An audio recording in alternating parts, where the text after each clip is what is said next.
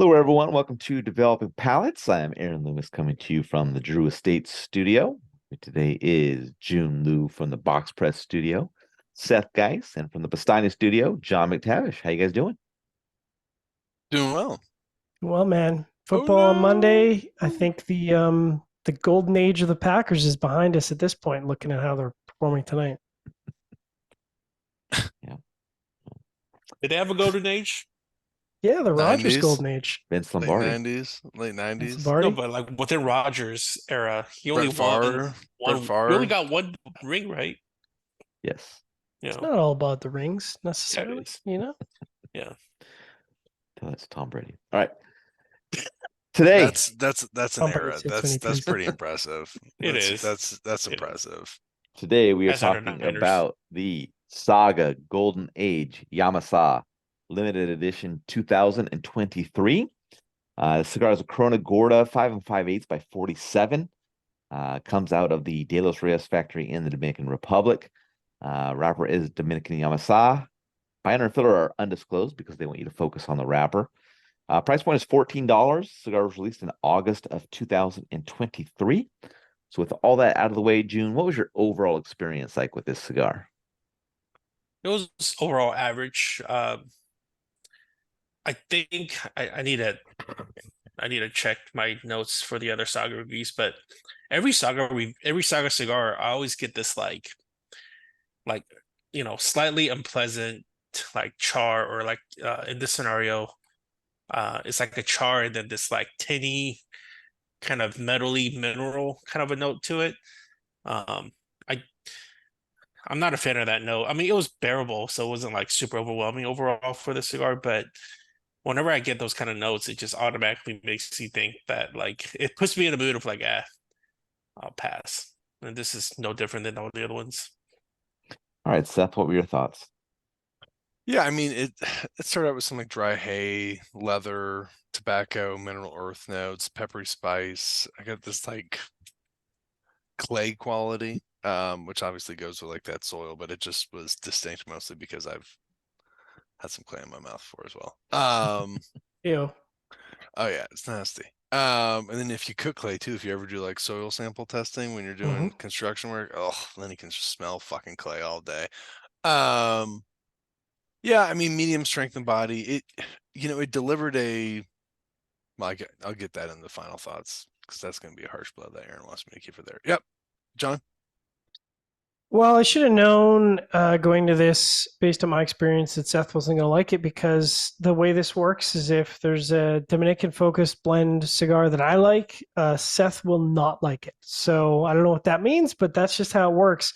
I thought this was quite good. Subtle combinations of sweet tobacco, some dry hay, dry wood, chocolate, mild earth, bread, toasted wood. Pretty consistent profile in the first third, very light, very delicate. Second third, mild wood leading off with chocolate at light plus following, bread, sweet tobacco, earth. Just a really nice, complex medley of flavors that were all quite balanced.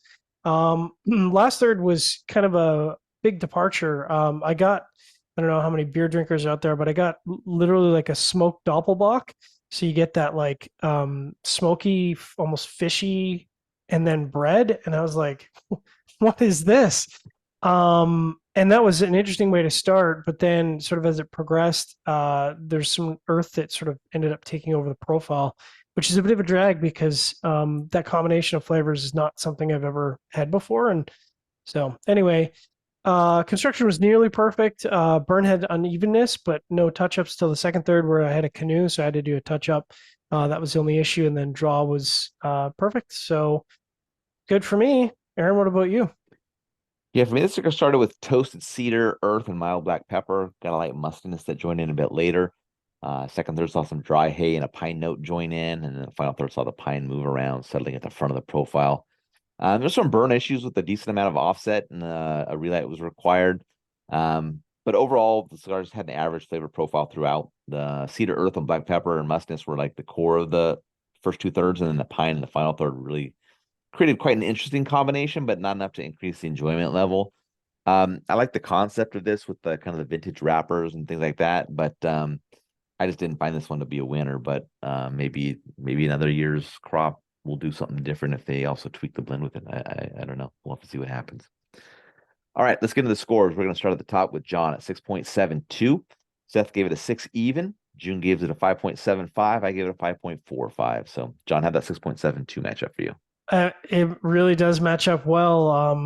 Like I said, this is for the people who don't like Dominican cigars. This is the Dominican blend that you'll like. For people who do like Dominican cigars, this would be Dominican cigar you don't like. All right, Seth, 6 even. I mean, I wasn't crazy about it as a Dominican blend. As someone who likes Dominican blends and so forth. But no, I mean, it's smoked, if you focus on the Yamasá wrapper, obviously you're going to go back to the Davidoff Yamasá wrapper. And then when you compare the two, I still think Davidoff Yamasá is superior, even probably with some of the more recent productions. And I just think it's because they use a higher quality, better Yamasá wrapper. I think this is just kind of more of a affordable offering of it. So yeah. All right, Jiunn, 5.75. This is like the Yamasá seconds.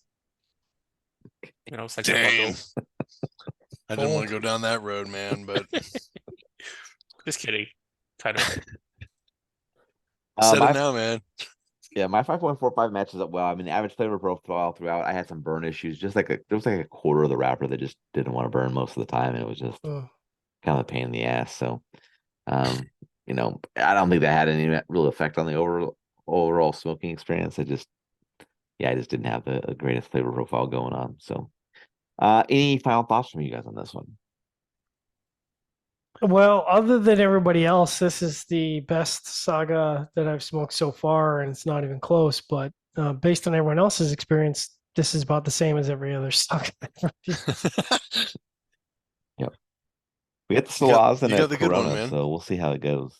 But yeah.